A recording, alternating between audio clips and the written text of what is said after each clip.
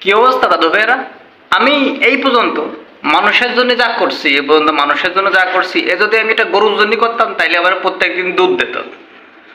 আমি যদি এটা ছাগলের জন্য করতাম তাহলে ছাগলটা প্রচুর পরিমাণ গোশ হতো। কিন্তু না, আমি কিন্তু করিনি, মানুষের জন্য করেছি। ঘটনা আছে কি, আমি কয়েকদিন আগে ফেসবুকে আবার একটা ছবি আপলোড করছিলাম। ভাগ্যক্রমে আমি আমার ছবিটা প্রোফাইলে আপলোড করছি।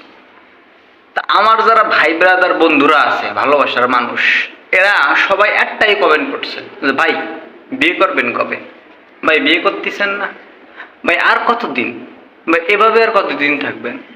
মানে ভাই একটা জিনিস আপনি চিন্তা করছেন যে একটা মানুষ এরা কোনোভাবেই চায় না যে সেই মানুষটা সুস্থভাবে জীবনযাপন করুক, সেই মানুষটা সুস্থভাবে বাঁচুক, এরা কোনোভাবেই চায় না। এরা চায় ধ্বংস হয়ে যাক, মানুষটা বিবাহ করে মানুষটার জীবন শেষ হয়ে যাক, মানুষটা বিবাহ করে জীবনের সব মায়া মমতা ত্যাগ করে জীবনটাকে অন্ধকার জগতের দিকে ঠেলে দিক। মানে এরা কোনোভাবেই আবার ভালো চায় না। আমি বিবাহ করি, চোখের সামনে জ্বলি, জ্বলে জ্বলে ধুকে ধুকে আমি শেষ হয়ে যাই, এরা এই জিনিসটা চাই।